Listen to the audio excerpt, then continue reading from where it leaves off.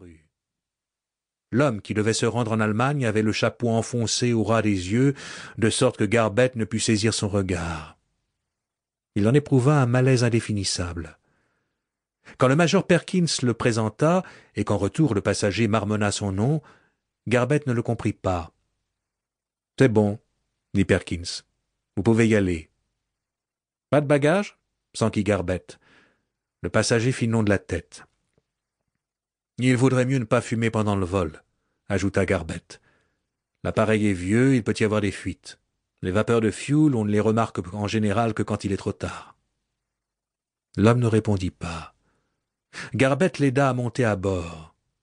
Il y avait en tout et pour tout 3 sièges d'acier inconfortables. Pour le reste, la carlingue était vide. Le passager s'installa, plaçant la valise entre ses jambes. Garbett s'interrogea sur la précieuse marchandise qu'il devait à présent passer en Allemagne. Il fit décoller l'appareil et décrivit un virage jusqu'à parvenir au cap indiqué par Wee-Fin. Une fois l'altitude de croisière atteinte, il le redressa, abandonna les commandes à Foster et se retourna pour observer le passager. L'homme avait relevé le col de son manteau et rabattu son chapeau plus bas encore. Garbett se demanda s'il dormait, mais quelque chose lui disait qu'il était au contraire réveillé et attentif.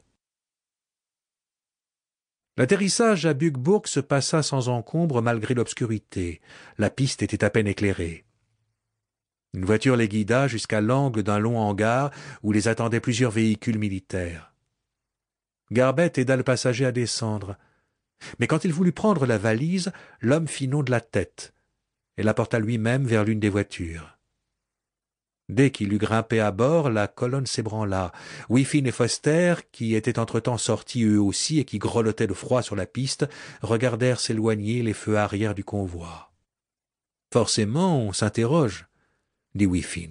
« Vaut mieux pas, » répliqua Garbett.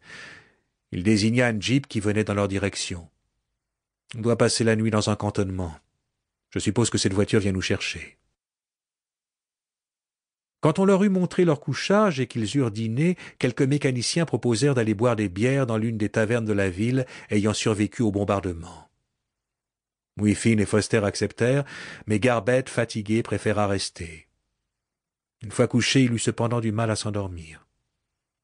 Il s'interrogeait sur l'identité du passager solitaire et sur le contenu de cette valise que personne n'avait le droit de toucher. Il se surprit à marmonner tout seul dans le noir. Le passager était en mission secrète et quant à lui, tout ce qu'on lui demandait, c'était de le ramener en Angleterre le lendemain soir, point final. Il jeta un regard à son bracelet-montre. Déjà minuit. Il rajusta son oreiller. Quand Wee-Fin et Foster revinrent vers 1 heure du matin, il dormait. Donald Davenport ressortit de la prison peu après 23 heures. On lui avait attribué une chambre dans un hôtel endommagé pendant la guerre qui servait maintenant de cantonnement aux officiers anglais stationnés à Hameln.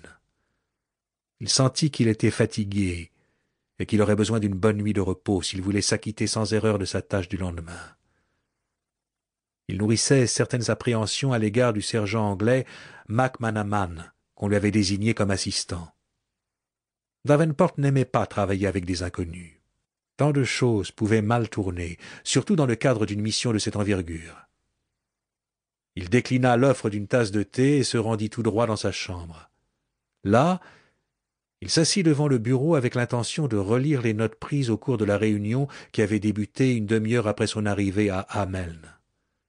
Mais auparavant, il parcourut le document que lui avait remis un jeune commandant du nom de Stuckford, sur qui reposait la responsabilité de l'opération. Il lissa la page dactylographiée, ajusta la position de la lampe et examina la liste. Kramer, Lehmann, Haider, Falkenrath, Grèze, 12 noms en tout.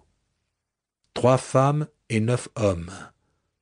Il étudia les informations concernant leur poids et leur taille en faisant des calculs. Le travail n'avançait pas vite, car sa conscience professionnelle exigeait de lui la plus grande minutie. Il était près d'1h30 du matin lorsqu'il posa son stylo, enfin satisfait. Il avait refait ses